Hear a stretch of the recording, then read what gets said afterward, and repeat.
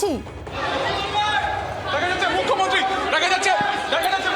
Mamata Bandyopadhyay basement থেকে ঢুকছেন, ছবি স্পষ্ট দেখা যাচ্ছে।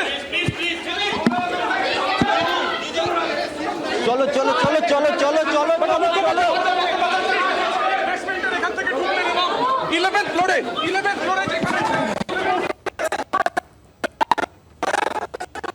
সল্টলেকের সেক্টর 5 এ মুখ্যমন্ত্রী মমতা বন্দ্যোপাধ্যায় তিনি পৌঁছে গিয়েছেন আইপ্যাকের দফতরে। সেই ছবি আপনাদের সামনে রাখছি। কিছুক্ষণের মধ্যেই তিনি একেবারে যে অফিস, আইপ্যাকের যে অফিস, সেখানে পৌঁছে যাবেন মুখ্যমন্ত্রী মমতা বন্দ্যোপাধ্যায়। তিনি কিছুক্ষণ আগেই তিনি জানান যে তিনি আইপ্যাকের অফিসে যাবেন, কারণ রাজনৈতিকভাবে এটে উঠতে না পেরে কেন্দ্র এইভাবে কেন্দ্রীয় তদন্তকারী সংস্থাকে বিজেপি ব্যবহার করছে।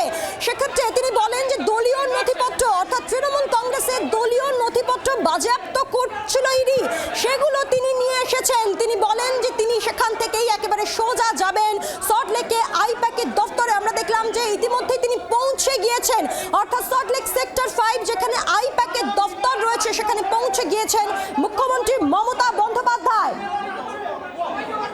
একবারে সেই ছবি আপনাদের সামনে রাখছি আমরা জি 24 ঘন্টায়।